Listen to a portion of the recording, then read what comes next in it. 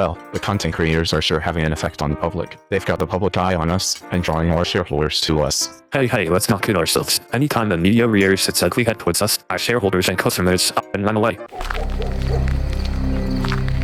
Two sides to everything, friends. Look at the long term. A few dozen lawsuits and a dip in our stocks, yes. But the people of Roblox have their heroes. Makes them feel appreciated. And the more they feel appreciated, the fewer questions they'll ask, right? Ladies and gentlemen, you've eaten well. You've eaten Roblox's wealth, its spirit. Your feast is nearly over. From this moment on, none of you are safe. And when I say Roblox is not safe, I mean it. With all the bad actors they've been laying off the hook for years now, it's like saying grass is green at this point. Their failure and outright negligence on this front is so bad that I can no longer justify myself in continuing to make Roblox content, as promoting them would risk leading even more victims to the bad actors on the platform. And I certainly didn't feel any better making the last two videos knowing this. Therefore, this will be my final Roblox video until further notice. Realistically, I doubt my disappearance will leave much of an impact since I'm just one of millions of users on their platform. Basically a drop in the ocean when all's said and done. But my goal with this video is to direct attention to what matters and to try doing the right thing for a change, considering Roblox content has been nothing more than a hobby for me. And as I try to quit Roblox, I can understand all the people having trouble quitting it themselves. Most of us have good friends and good memories we'd rather not leave behind. Many of us have become developers there and depend on revenue from Roblox. Many of us are content creators who are dependent on Roblox for content, especially to generate ad revenue. Even my channel is going to suffer from this drastic change because Roblox has been my primary source of content for some years now, with Isle being the primary game I've been recording for all this time. I also know that there will be folks on my channel who will miss that content. I'd really like to keep doing it, and I've got many plans that I want to put into action, but when Roblox decided to prioritize profits to the extent of publicly and willfully empowering bad actors over user safety and overall customer satisfaction when push came to shove, I'm having trouble believing they'll change for the better right now. It really is a shame. I've had fond memories of Roblox ever since I started nearly 9 years ago. Did you know that I used to have a strong bias against Roblox until a Minecraft server friend somehow managed to persuade me to play? And you know what wound up being the first Roblox game I ever played? Walt Disney Ultimate Theme Park. I'm not kidding. I generally like games that challenge me, meaning that for someone who had very little desire to play Roblox, this didn't really make me very enthusiastic. It at least helped me get used to the basics of Roblox, and now that I get to see it again almost 9 years later, it's definitely bigger than it was before, but at this point it's only a small nostalgia trip for me. I think after a random obby or two, I played Speedrun 4 and Work at a Pizza Place. And let me say, back then, Speedrun 4 was very repetitive, and Work at a Pizza Place was surprisingly relaxing and enjoyable. I also played Prison Life, Jailbreak, Flood Escape, Build a Boat for Treasure, Flee the Facility, and many games you might not even realize exist. Roblox looked like such a minimalistic gaming platform, but it had its own charm, like a certain plastic toy we all know and love, and an innovative community that most social media platforms would kill to have. And back then, it seemed like developers had more heart put into their games than they do now. But if I'm being honest, it really wasn't much safer back then. Wherever there are kids or other vulnerable users to target, there are also bad actors waiting to exploit them.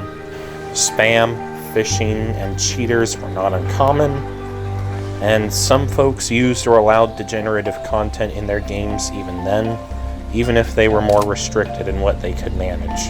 Then Roblox became a public company and attempted to make the metaverse. They took many shortcuts to generate more revenue at the cost of community safety in ways that significantly empowered bad actors to indulge their twisted appetites. Even then, I was still able to enjoy what was good on the platform. Back when cheaters seemed especially rampant on the games I played, Isle, in its early and less popular days, was my refuge from the constant harassment of exploiters using script injections, since hardly anybody really played at the time. They were far less common than they are now. By the way, did you know that in my first playthrough, I not only beat Night 1 Stan with a revolver, but escaped on the plane with help from an experienced player, thus surviving my first ever run? And then I tried to play a dodging game with the Mercs in a later game, as I learned the hard way that these guys have aimbot and don't usually miss, especially not the sniper. I got Island Champion sometime later with a group of people not very long before True Champion took its place, and later on I started recording a few random moments from Isle, like the time I joined Treeby and Bad Boy in a public lobby as a complete random to watch them test the Master Bypass concept. During Isle 8 is when I got that really crazy clip where I got the artifact D-Lock in one press. I couldn't believe some of the folks in the comments talking about their feats with the locks, but I'd later learn that some of those were actually possible, because I experienced them myself much later. And of course, Day 6 escape, nerd. Isle 9 was obviously when my channel really started to take off, and I've been mostly doing Isle content ever since. I never thought I'd get so far, just to abandon it as quickly as it all started.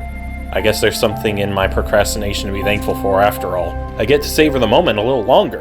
Anyway, now that I've briefly summarized my Roblox story up to this point, does this really have to be where it ends? Well, that depends on a few important things happening. The first important thing is that Roblox stops defending bad actors no matter who they are or where they come from. The way they attempted to justify Schlepp's ban was absolutely outrageous. They tried to frame him as a bad actor, a vigilante more specifically, someone who takes the law into their own hands, when what was actually happening was that he was in full cooperation with the law and not practicing endangerment to try to trick people into getting convicted. You want the full story? Get it from his video. But at any rate, consequences for violating user safety need to be enforced on the platform, or we can't be safe playing anything on Roblox, no matter our age or maturity. And if Roblox is truly worried about having vigilantes on their platform, then Roblox themselves should address the problems that have been leading to people taking matters into their own hands, who, may I remind you, are not necessarily vigilantes. Had they simply stepped up and provided real moderation for their platform, without their negligence and failures having to go public, they would never have found themselves in such a tight legal bind where they're using even more resources, ineffective measures, and modifications in an attempt to appease the law at the cost of customers and their safety. Speaking of which, the second important thing is that Roblox removes the age verification system from their platform entirely.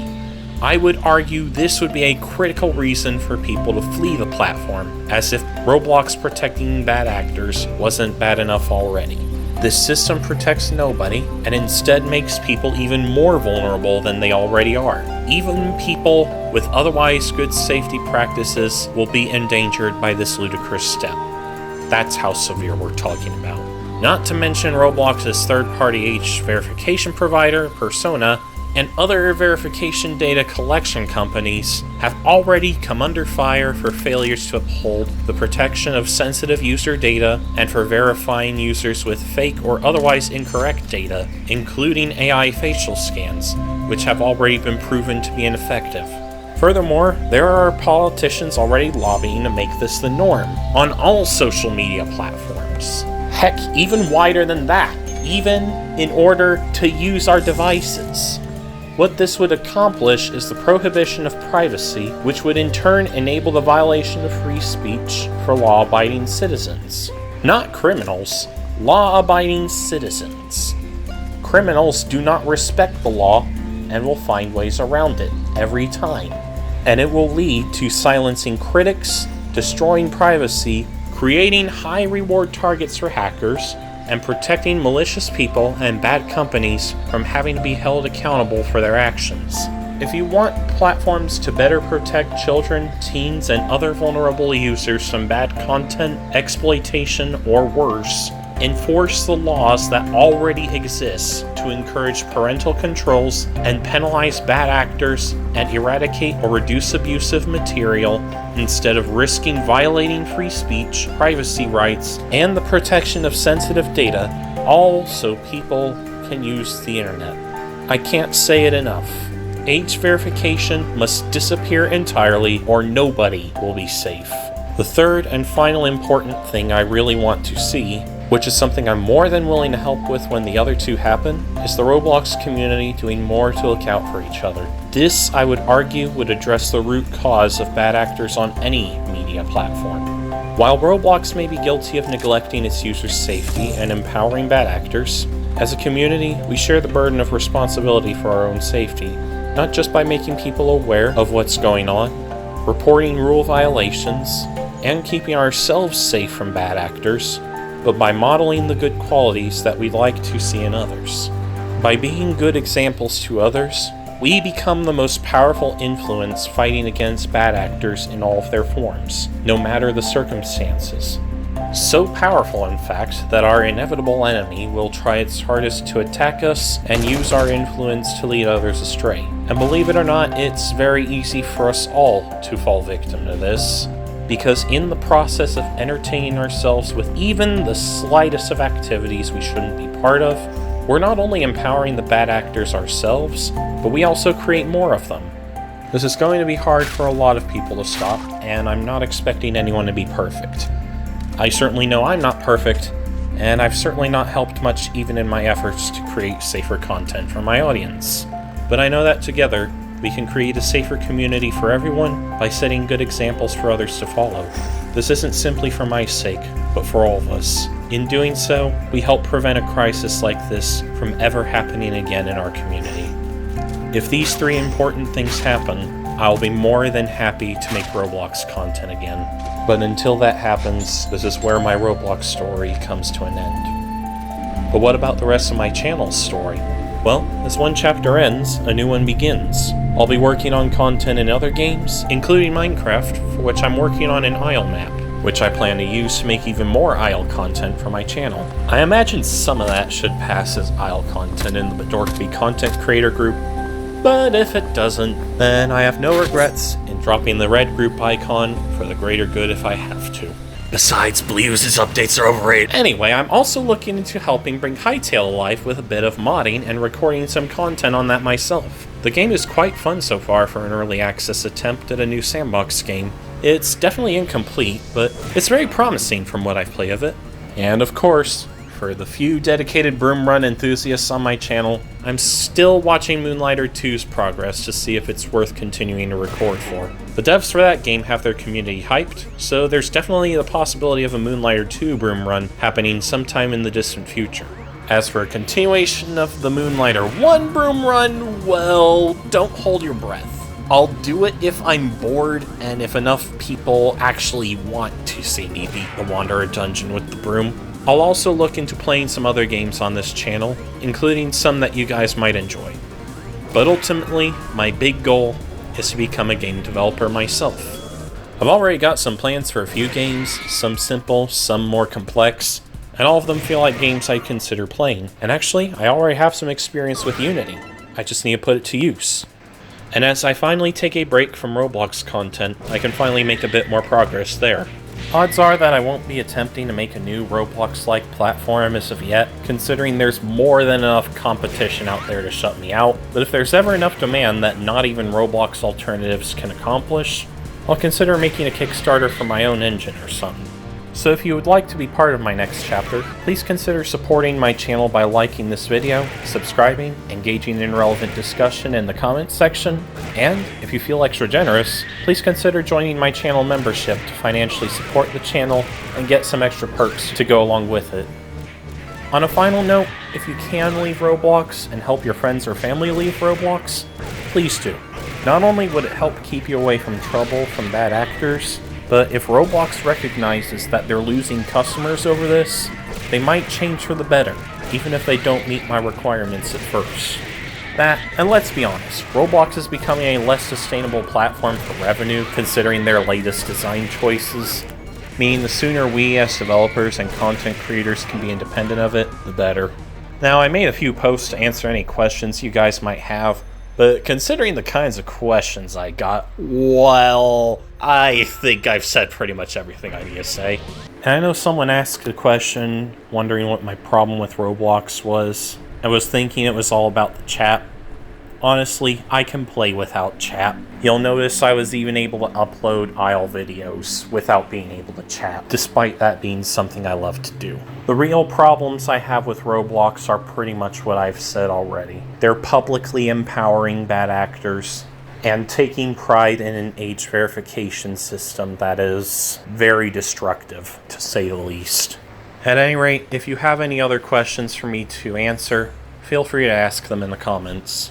If you got this far in the video, thank you very much for watching, and please enjoy one final clip montage as I say farewell to Roblox content.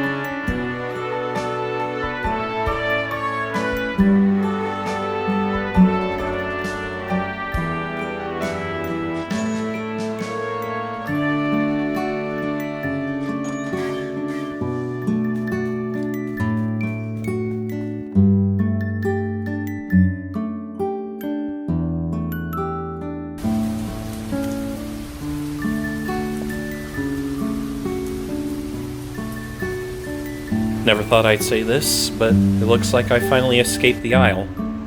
Thank you all so much for watching, and I'll see you guys next mission.